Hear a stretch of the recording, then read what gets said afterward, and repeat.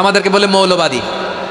আমরা আসল কথা বলি, ভালো কথা বলি, দেশপ্রেমের কথা বলি, আমরা জনগণের কথা বলি, আমরা মা মাটি ও মানুষের কথা বলি, আমরা ইসলামের কথা বলি, আমরা দেশের সমৃদ্ধির কথা বলি, এজন্য আমাদেরকে বলে মৌলবাদ।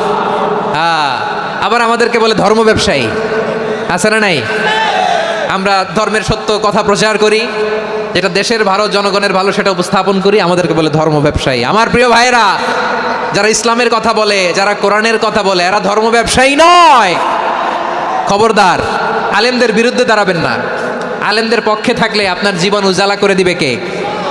আমার নবীকে গালি দিত গণক, জাদুকর, এরপর গালি দিত পাগল, নির্বংশ বলে, আর আমাদেরকে গালি দেয় মৌলবাদী বলে, আমাদেরকে গালি দেয় রাজাকার বলে। রাজাকার শব্দটা তো এখন একটা অ্যাওয়ার্ড হয়ে গেছে, অ্যাওয়ার্ড।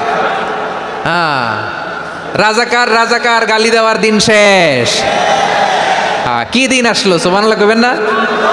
আল্লাহ তো আমাদেরকে দেখাইছে, রাজাকার শব্দটা এখন একটা অ্যাওয়ার্ড হয়ে গেছে। সুবহানাল্লাহ, সুবহানাল্লাহ। পরিস্থিতি পাল্টে দিতে আল্লাহর সময় লাগে না, চিল্লায় বলেন ঠিক কি না?